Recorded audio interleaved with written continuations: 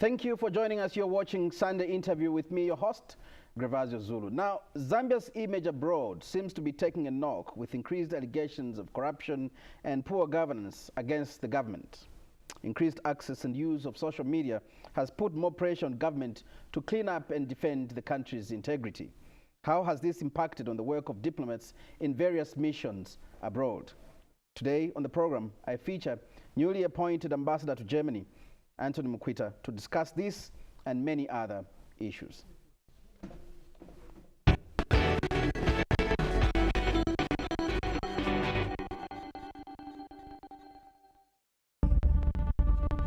One Zambia, one nation.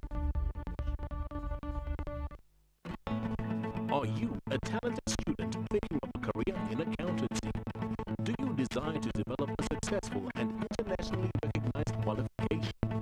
CA Zambia will help you achieve your career aspirations. Make the right choice and shape your career in business and finance. CA Zambia, not just an accountant, but a chartered accountant. CA Zambia, developing business leaders.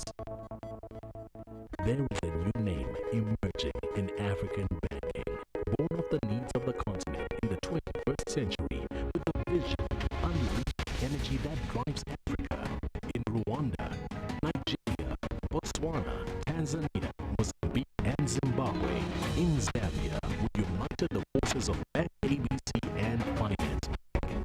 And now, as we launch Atlas Mara in Zambia, let's take the journey together. We are with you every step of the way on the road to your success. Let's work together in a smart new world of technology. Let's make success. Atlas Mara, now in Zambia. One Zambia, one nation. Ambassador Mukwita, welcome to the program. Thank you very much. Congratulations on your appointment. Thank you very much for the invitation again, Mr. Zulu. Yeah. From Stockholm to Bonn, Federal Republic of Germany. Indeed. Actually, how has the journey been? Actually, Berlin. Berlin. Sorry, Berlin.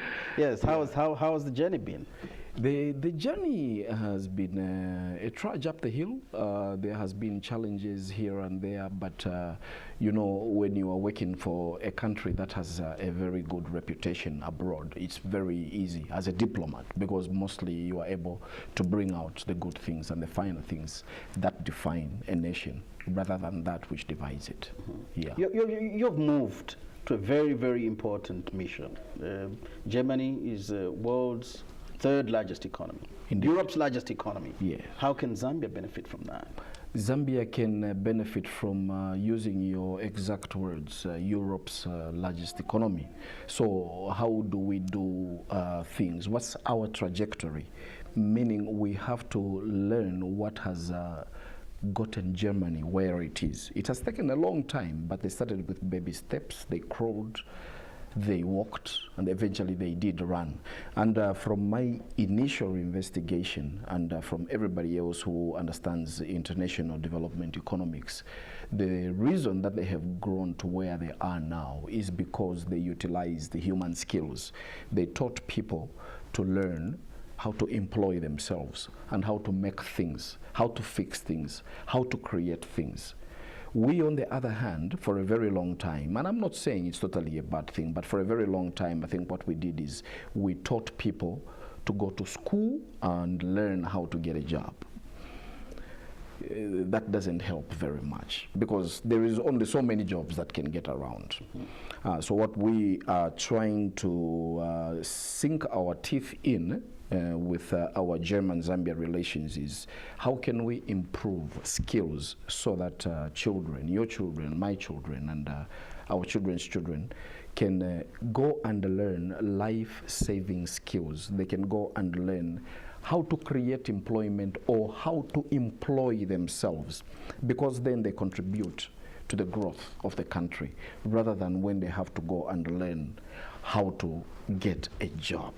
Mm-hmm. So that is our fulcrum right now in our relations. Yeah. What message are you carrying? I know the president is sending you to this important mission. You're a young person, relatively young, and he sent you to a big mission. What message are you carrying? I think one of the first messages, as you have alluded to, one of the first message is that we are working under a presidency, under President Lungu, we are working under a leadership that wants to ensure that it builds skills. A long time ago, you would have probably have to be 80 years or 90 or something to sit on the table that I am. But the president is cognizant of the fact that life is a continued motion, and he wants people as young as possible to learn so that there will be no vacuum when he is no longer around, and when he and the other people around his contemporary age are no longer around. But above all, what message are we taking? We are taking a message that we are coming from a country that is peaceful.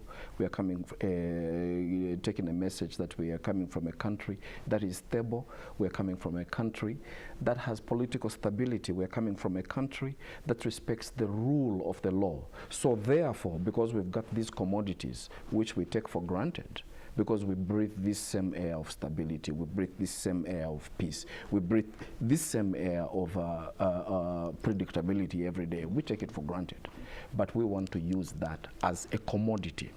Remember, Brother Grevasio, that anybody who wants to invest in a country, these are the tools that they look at. They don't want to wake up in the morning and find out that what they had built had been repossessed without any recourse to the law. They don't want to wake up in the morning and find that the shopping mall that they had built had been blown up. They don't want to wake up and hear that their daughter, their wife, or their kid, for that matter, has been kidnapped. And these are the ingredients that we do have in Zambia. And this is what sort of pulls together people when they want to invest. We do not say it enough, and I keep saying it. I've turned it into a mantra that we have a very great commodity here in this country, which we should embark on selling as much as possible. We should never say it enough. You speak so well. You articulate so well on this issue of peace, democracy, good values, and everything. You're swimming against the current, maybe that's what I would say, for lack of a better term, because there's another force pushing. Opposition leaders, opposition parties, some NGOs, and some people on social media, pushing and saying Zambia's democratic space is being eaten up by bad governance, lack of respect for freedoms. I wouldn't call it swimming against the current. I would actually, I would actually call it a dispensation of democracy. In a democratic environment like the one that we live in, those voices are very critical. We must be allowed to come up and say that the democratic space is getting thinner. They must be allowed to say the air that they are breathing is getting thinner. But the reality is always more important than the allegations. And we know the reality. The reality is something that can be measured. The reality is measured by the Peace Index. The reality is measured by what the International Monetary Fund will say. The reality will be measured by what the World Bank will say. The reality will be measured by what the number of investors that are knocking and beating a path on Zambia's door are saying. You know, so how loud is this voice? Maybe that's one question I'd ask. How loud is this voice? Perhaps it's not loud enough. Well, we've had opposition leaders visit, address international communities, and they've driven this message. Zambia is on a dangerous path. They have on the right path. They have driven that message, but you see, the business community, the international business community, the way you and I know it, is they do not listen to a statement, smokes and screens that is thrown out there by an opposition leader. They have their own ways of checking. That's why there is sometimes things called rating agencies, and they have their own economic intelligence which they send out. And they go to institutions that are independent, that have nothing personal attached to a government, like I have said, such as the International Monetary Fund, such as the World Bank, and such as the United Nations, such as the African Union. Zambia still remains the most preferred destination. And then I don't even understand, when we say this, we have Zambians say that, what is he talking about? Zambia is a preferred destination. Believe it or not. Are these things not a reality that probably maybe our economy is failing? No. When you do an honest assessment, when we do an honest are you speaking assessment, as a diplomat? Are you speaking from a point of Brother view Grevasio, of, when we of do having an done honest, an honest assessment? when we are doing an honest Are assessment, there points when you agree with them? when we are doing an honest assessment, we base it on statistics and figures. When we're doing an honest assessment on whether Zambia is a good place to invest in, or on whether Zambia is peaceful, we look at the fact that our economy has been growing beyond 5% for the last 5 years, and it could grow even bigger. When we're doing an honest assessment, we look at the fact that we have kept single-digit inflation. When we do an honest assessment, we look at the fact that the number of children that are dying at birth and the number of mothers that are dying while giving birth has reduced from beyond hundreds to somewhere just below that. When we're doing an assessment, an honest assessment, we look at the fact that we haven't been to war since 1964. When we're doing an honest assessment, to follow your question, we look at the fact that we've had 6 presidents in the country since independence in 1964. When we look at an honest assessment, we look at the fact that we've actually had 2 presidents die in office without having to go to war. Now, what more could be more honest than People's that? freedom, This is people's freedom, people's freedoms, freedom to express themselves, freedom to gather. I don't know whether you have any specific examples, but maybe now that you have mentioned that, I may even borrow this because it's in the international media. If you saw the president of the largest opposition party, Mr. Hakainde Hichilema, recently had a spectacular interview with the celebrated interviewer, host like yourself, very firebrand, Stephen Sacker, where Stephen told the opposition leader that he should be happy that he is free and out of jail. And he made a specific reference to say, I know that in other countries you would have still been in jail. I know that if the president wanted to kill you, you would be dead, but he never wanted to kill you. You know, these are examples. We have international media speaking around the governance and the freedoms that we have. He made reference to this, saying the fact that you are free, you are here conducting your political business in England. The reason he was saying that, if we have to reaffirm this point as diplomat, is because they know of countries where these things do not happen.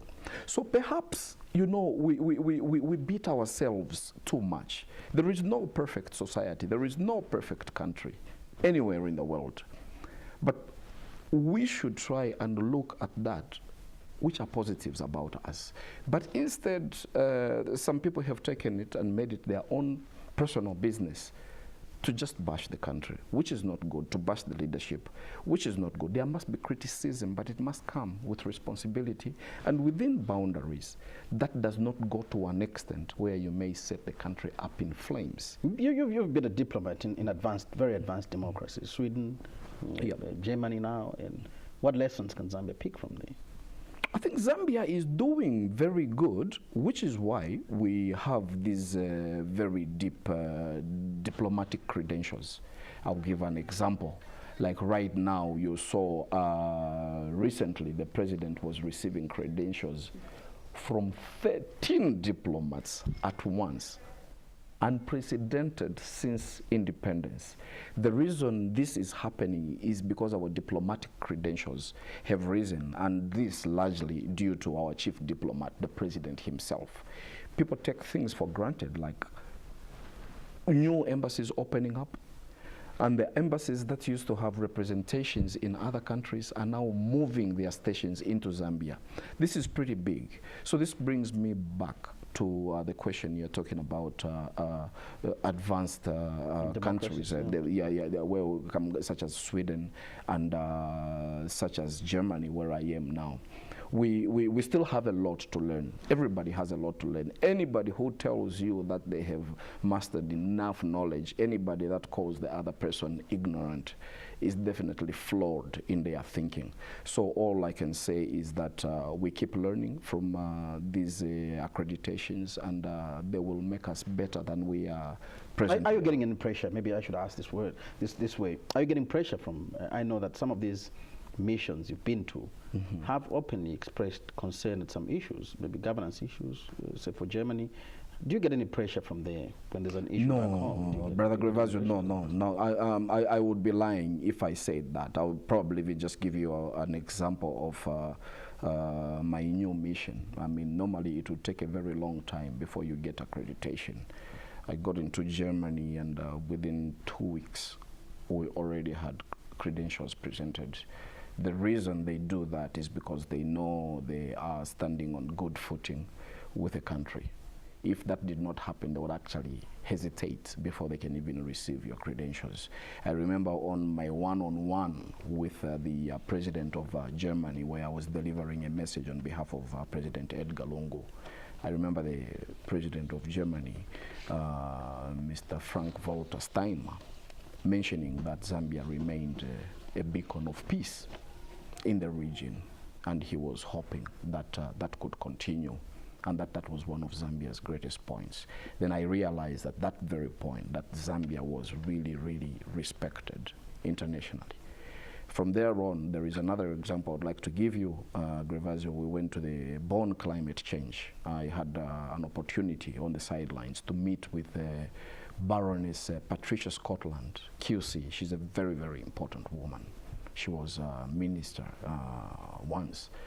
And she had nothing but very kind words, not only for Zambia, but for the president of Zambia, in terms of ensuring that there is dialogue, there is stability, and there is peace. So I don't want to sound like the rooster taking credit for the dawn, but there is people out there who think that this is a great nation, that this nation and the peace that it has and the stability that it has must be harnessed and must be embraced in order to give others hope, in order for it to be a ray of light in an otherwise dark space. So we are in a good space. You're facing pressure from the social media. I know that now mainstream media is no longer, does not have monopoly over information anymore. Information flows whichever way, because of social media. Anyone can post anything, anyone can publish. I know. How much pressure is this giving you? It is a lot of pressure. The reason that this is a lot of pressure is because half the time social media is based on rumor and allegations. And you know the saying, a lie goes halfway across the world before the truth puts on its running shoes. I'll give an example recently of Zambia, where there was a story that there was a stampede at CBU and 12 students died. 12. Nobody died. And that has been established, that nobody died. But a lie had already gone halfway across the world. How much work are you having to do to check, counter-check, and verify this information that is filtered? You know, anybody, Brother Grevasio, anybody who wants the truth, they know where to get it. If you want the true position of the Zambian government and the state affairs of Zambia, you can switch on to the 19 hours news at ZNBC. You can read the Times of Zambia. You can read the Daily Mail. The reason I say this is because these are credible institutions with fixed addresses. And because they are credible and with fixed addresses, they operate within the law. Therefore, if they go wrong, you can sue them and correct the situation. But the social media that you have mentioned is like guerrilla warfare. They disguise under the veil of the internet, so you do not know them. These are very policed in other countries, such as the States. They know your address, they can trace you, they will find you, and they will judge you. But we haven't yet reached to that level. What is sad is the story that goes out, the negative story that goes out, gets to be believed before Gervasio Zulu can come and sit here with President Edgar Lungu and set the record straight. I think communication is very, very important, but it has to be exercised with responsibility. Just like any tool that is important, power is important. That's why God gives power to good people, because he knows that if he gives power to bad people, they will kill everybody else. You know, because the world has had bad people before. Oh, yes, it has. And you know what has happened. You know what has happened when bad people have had power. People have died. People have been punished. So it's the same responsibility as, you know, that which the social media has. I think the government has to find a way of trying to regulate that which goes out so that it does not harm people. Because you can set up a very peaceful country into flames, and it will be very hard. It takes a very long time for you to come out of the flames. I'll give you an example of Yemen. It's been a war for 2 years now. The pictures that you are seeing on television are very disturbing. If you're a parent, if you're a father, you're a mother, you're a brother. There are kids weighing less than 2 kgs. They are dying because they got into this war. You know, the reason they went into the war now does not even matter at all. It has become like a forgotten war. You know, all I am trying to say is that we have a very good thing going for us. We have a very great country going for us. We have a very good leadership that is going on for us right now. I want you to speak about the importance. Maybe you're talking to a lot of people that are probably on all these platforms, social media platforms, and Facebook, for instance. The importance of sticking to the truth and painting a good picture for the country. What are the benefits? I mean, a lot of people would sit in Zambia and think, well, it's a joke maybe to throw out this and the benefits are walk good. away. The benefits of me saying Gervasio Zulu is a good person are much more than the benefits of me saying that you are a bad person. You know, the benefits of saying that Zambia is a preferred destination because we haven't gone to war in 53 years. The benefits of saying that Zambia observes the rule of the law, that you can invest and nobody will repossess your property. The benefits of saying that Zambia, you can invest money and you can also take out the money when you feel like, are much more than me calling the leadership ignorant, the leadership stupid. Like I've said, there is no perfect world. If you want to know the downsides of this, is just take a look around our border areas. Recently, we had President Edgar Lungu himself fly over to Northwestern Province, and the First Lady, Madam Esther Lungu, fly over to Luapula Province. To do what? To check on the refugee situation, because Zambia right now is faced with one of the worst refugee crises in over 10 years. More than 10,000 refugees have come in from the DRC and from some other places. Refugees. The reason this has happened is because there has been a war, there has been conflict in their countries, and they have to look for a safe place. So, you know, what I'm saying is you can easily throw this country into flames if you are saying that it's a bad country, because you are feeding on the minds and the appetites of those that already have hatred. But if you send a good message around it, it's just the same as you. When you wake up, you're feeling good about yourself. My name is Gervasio, I'm a good guy, and things like that. It's good for everybody else around. But if you are coming out and you are harboring this hate, that today I'm going to kill a person, you might end up just doing that. So this is our country. Let's look at it like almost like as if it's our body, because we have no other country to run to. We have more benefits, we have more good stuff to say about this country than the next. Taxpayers are sitting and watching you and wondering, what are we going to get from Germany? What are we going to get from Germany? We're going to get, you know, that's why they call it missions, our mission abroad. So we always look at what is your mission abroad. And right now, we have what is called economic diplomacy. I think I mention this every time that we are together. So our mission is to ensure that we try to bring in as many investors into Zambia from that part of the world, from Germany, the biggest economy in Europe. And Germany also has similar intentions. So we're supposed to have a win-win situation. And I'll just get back to what you had asked me earlier, and I had said that an economy like Germany was built on skills and technology. It was built on people learning to employ themselves to manufacture things, and that's what we used to have. So for instance, our biggest challenge right now is the fact that we had a vibrant trade schools. We had Mansa Trades, Mongo Trades, Lusaka Trades. These institutions that were built and thrived on ensuring that there is a good carpenter, there is a good plumber, there is a good bricklayer. These skills have since died off, and we are trying to see whether we can revive them.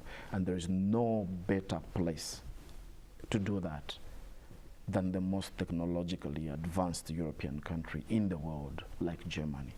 And I am certain we're going to do it. What gives in Germany now? Do we have agriculture, energy, yes, water and sanitation? What are the key sectors you want to focus on? The key sectors we're trying to focus on, like right now, is energy. We've got a deficit of about 2,000 megawatts for a country of 16 million people.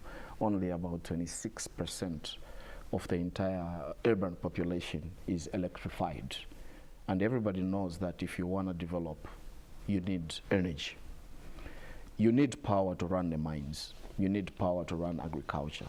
You need power to run tourism. And we have a major deficit in that.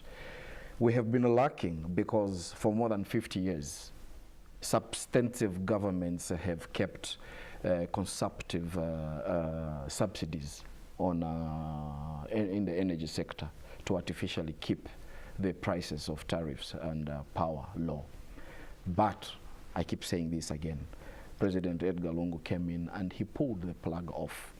He took a decision that did not benefit him. Governments do not take decisions normally that will increase prices. But he took the decision, and ever since he made that decision, it has made work for us easy as diplomats in economic diplomacy to say you can come and invest in Zambia. When you look at 26% only electrified, it means more than 80% are not electrified, or more than 70%. It may look even bad, but it looks good for the investment market out there, because they know there will be a ready market for their electricity. And you know what that does? It means we will attract a lot of money coming in the country, because now they know that the tariffs are competitive, are cost effective. So right now, that is the biggest thing that we have. In fact, allow me to state right now as we speak that in February, there will be a high-powered entourage of business people, not politicians, business people from Germany who will be coming here to come and look at possibilities of investing in the energy sector. Why? Because President Lungu pulled the plug off the consumption subsidies, and now they know that for every 1 million that they put in, they'll probably take double. Electricity is a very expensive venture to invest in. I mean, it costs about $1 million to set up 1 megawatt. 1 megawatt. 1 megawatt costs about $1 million. Now, all these business delegations, investment teams coming into Zambia, the stories sound so good. The stories are always good, and we've had so many of them. How long does it take for an investment to really materialize? Are we taking stock? Are we counting all these delegations that are coming? We are. When you were in Sweden, delegations were coming. Yes. In Germany, we still have delegations. What do we have to we have a get lot. For that? I can give you an example. What is there to show? I can give you an example. There is a Finnish company which has invested $200 million in an ethanol plant in no other than Shangom. That is the investment, $200 million. It's happening. It's employing more than 1,000 people. I can give you an example. There's a Swedish farmer who came and pumped $6.2 million in 20 fishing ponds and wants to expand. I can give you several other examples, but that, like I said, maybe we do not beat our drums loud enough. There's no publicity for activities that Indeed, maybe we do not do that enough. But then, I am glad that we have people like you who can always bring us back on the spot and say, well, there was this thing that you announced, what happened to it? So this, for me, is a great opportunity, and I'm most grateful that we can give you an example that this is what's happening. I can give you an example that there is more coming. Maybe we need to come up with an arm that should simply, other countries have that. Monitor, that should simply quantify. And check how many pledges were made? Have they how been many met? of them? Yes. Yeah, maybe we should do that a little bit more. Because, I mean, not everybody has the privilege and the luck to come and sit with Gervasio and say this. But definitely, things are happening. We just probably need to speak to them a little bit more. Besides Germany, besides energy, sorry, are there other sectors that you're really going to focus on? Yes. The other, to borrow your own term, the other biggest thing happening right now is we are trying, you see, under President Lungu's direction, that we must diverse the economy a little bit more from being a mono economy based on copper exports. 70% of our foreign currency receipts are coming from that. We should move towards agriculture, and we should move towards tourism, because they are big money earners. So right now on our table in Germany, we have one of the biggest events that is coming on. It's called the ITB, which simply stands for International Tourism Bourse, but is actually acronymed as the ITB Berlin. Now, this is a one-stop shop. In fact, we will ask maybe for space from you and DG Mwanza to help us sell this. It's a one-stop tourism shop. There will be more than 10,000 exhibitors. It's the biggest tourism event in the whole world. It's been going on for about 30 years. 100,000 people pass through the gates of the ITB every day. So if you want to sell anything that is tourism, you need to come to the ITB. It doesn't matter whether it's a handbag, it doesn't matter whether it's a shoe, it doesn't matter whether it's a basket, ITB will sell it for you. Now here is a clincher, Brother Gervasio. Zambia is going to be the cultural partner in March. The event starts March 7 and ends on March 11. Zambia will be the cultural partner at the largest global international tourism one-stop shop. Now imagine how much selling can you get from that? 100,000 people. Now this is up to you. The government has secured through the Ministry of Tourism, and Minister Charles Banda, I think, ought to be very, very highly recommended. How does the private sector jump on this? The private sector has to sell. All they need to do is go to the ITB website. If they cannot navigate their way through the ITB website, they can get in touch with the Embassy of Zambia in Germany, and we will give them a roadmap. We will practically draw how they can come to the ITB and sell their handbag, and sell their chitenge, and establish long-term contacts. Now, that's what we do. When they say the government provides an environment, that is the environment that is being presented. That is the environment under the ministership of Honorable Charles Banda that has done. He went when we were just an ordinary exhibitor. He went there in 2017. He saw, and what he saw, he was impressed with. And this time, he got us the cultural partnership. It's the first time it's happening since independence. So we have a very huge spot, and it speaks directly to the president's directive to move away or to diversify as much as possible, as gradual as possible, from mining, agriculture, and to tourism. There are issues of climate change, and taken very seriously, of course, in Europe. Indeed. How active is your mission in this area? I think we are very up to tune. we realize, if you remember very well, I think you remember somebody who closed down a barber shop in 2016. You remember a woman who closed a salon in 2016. You remember a person who lost a job at the mines in 2016. And you just thought, well, what's the problem? The problem appeared to be like there was load shedding. So the mines couldn't burn the machines as fast as they should and as gradual as they should. The barbershop owner could not cut hair because there was no power for 12 hours from 8 in the morning to 10 in the night. The saloon woman was the same thing. But you see, nobody connected this to climate change. The truth is, water levels have been going down scientifically, and we are 90% dependent on hydroelectricity. In Malawi, they had a blackout 2 days ago because they're also 90% dependent on hydro.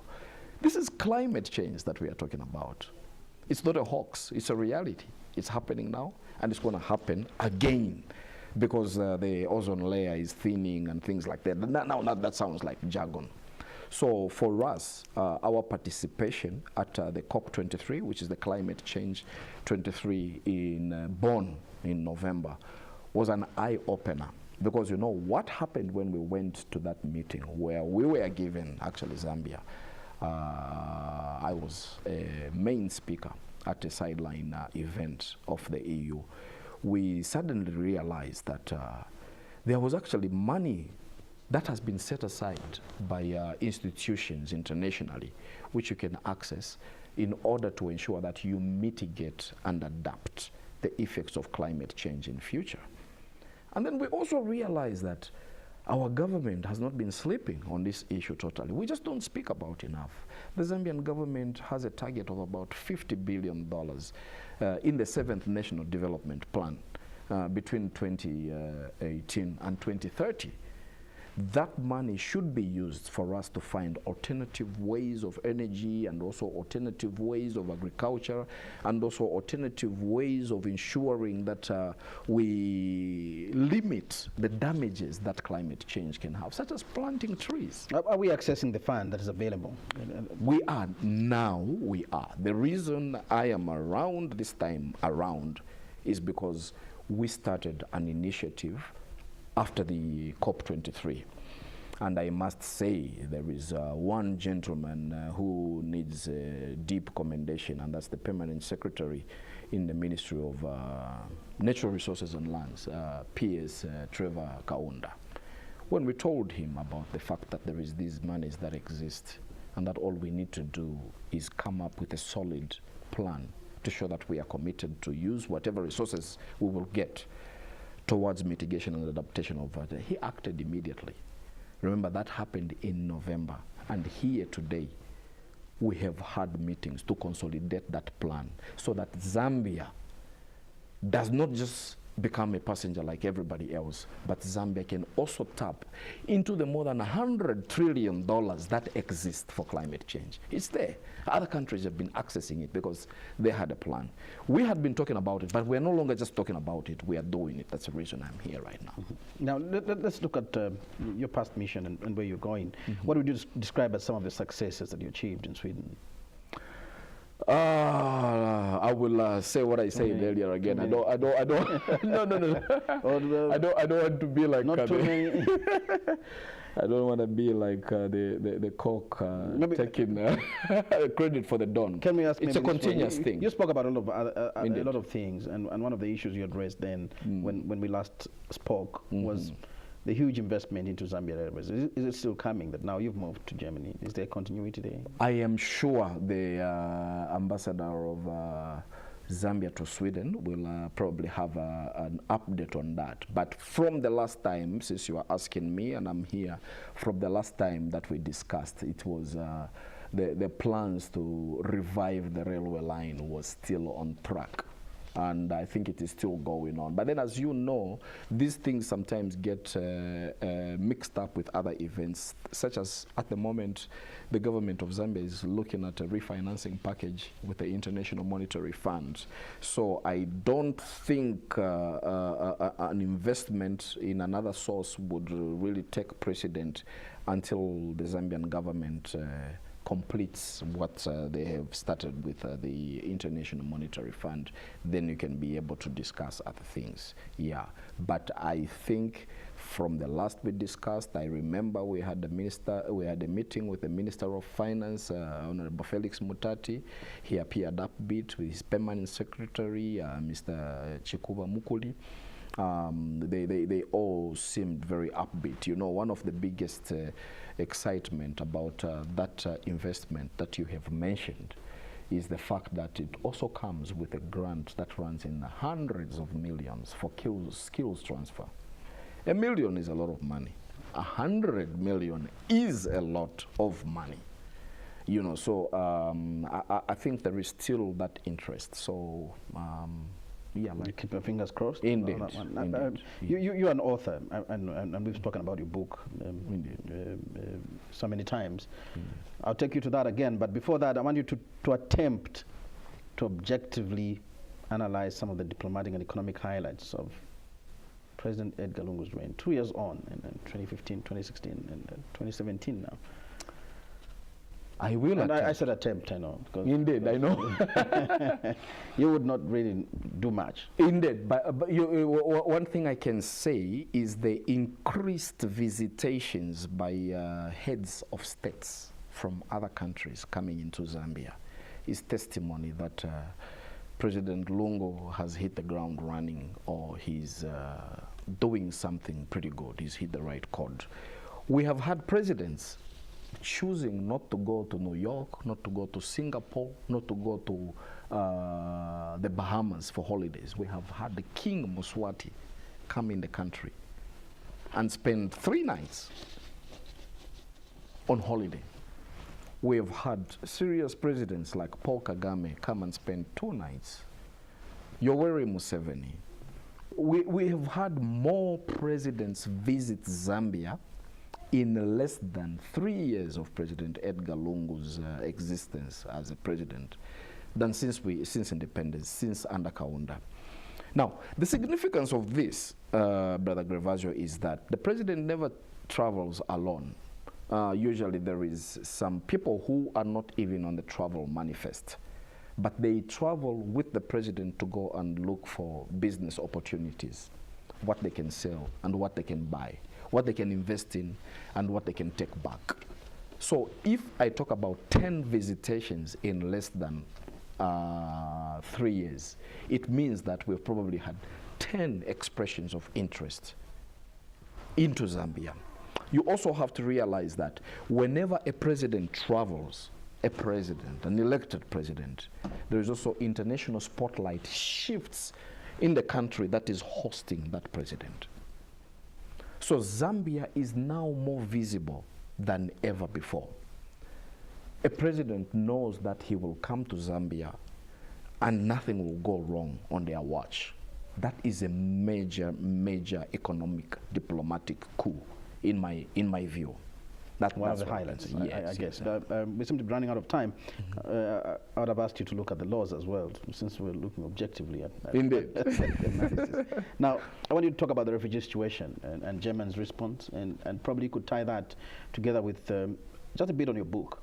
Indeed. Literature. I'm most grateful that you have mentioned this. In fact, I was talking to my colleague, Ambassador Burkhardt of Germany.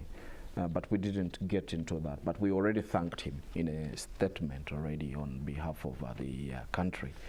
The president went to the northwestern province for a specific reason, to bring attention to the refugee situation. The First Lady did the same thing. And so far, the first and only country that has responded to that, and we must thank them, is Germany. They gave more than 700,000 euros after the alert by the president, and that's big. But it speaks to the big heart of the Germans. You may want to recall that in 2015, when most European countries were closing their doors to refugees from Syria and everywhere else, Germany received 1 million refugees at a go. It's a great country to be in. It's an open country, and they responded to the alert by the president, and they must be commended. But also Zambia needs to commend itself. Zambians need to commend themselves for having this big heart. We have been receiving refugees from 1964. We've had Angolan refugees, we have had Congolese refugees, Somalians. Most of them are even businessmen and naturalized. Some of them have even become members of parliament. So we share this bond, I suppose, with Zambia and Germany of accepting people that are in need. But then having said that, also we should look at the fact that then we have a peaceful country. That's why people come here. So are we going to keep saying bad things about this country? Or are we going to bring out the great stuff about the country, like the peace, the stability, the predictability, the enjoyment of saying, I'm going to wake up today, I will drive on Ali Kinkata Road, and I will not be bombed. The enjoyment of saying, I will wake up today, I will go to the office, and I will go back home and find my wife and my kids. Nobody has kidnapped them, nobody has raped them, nobody has robbed the house. These are things that are very important, and we probably do not say much about them. Instead of saying, you come up and say, Gervasio is ignorant, you know, looking down on others and sowing seeds of discourse. Remember the greatest diplomat that any country has. It's people. If you feel good about your country, you will speak good about it. And if you speak sincerely good about your country, people will say, and I've seen this several times, you know, I'm in a bar, I'm in a restaurant, and speaking, where are you from? From Zambia. So tell me about Zambia. You tell them about Zambia. You hear guys saying, perhaps that's my next stop. Your book, Ambassador? The book is doing good. One of the things that we can say on the Edgar Lungu book is that it has now become part of contemporary academic history. It has broken the barriers now. There is more than 1,200 copies in Mulungushi University and also in the University of Zambia. So we are glad, you know, that at least it is something that is now going to be looked at as an academic piece and not just a showpiece on the screen. So that is good. I feel very, very encouraged. I mean, I almost want to write another one, but time. Lack of time. Lack of time. Ambassador Mukwita, thank you very much. It's been a pleasure having you on the program. Thank you very much. It's always a great pleasure to get the invitation, and yeah, we are most grateful that you give us this opportunity to say something nice about our country. Thank you for coming. Thanks. That's all we have tonight. It's been a pleasure being with you. Till next week at the same time. Pleasant viewing.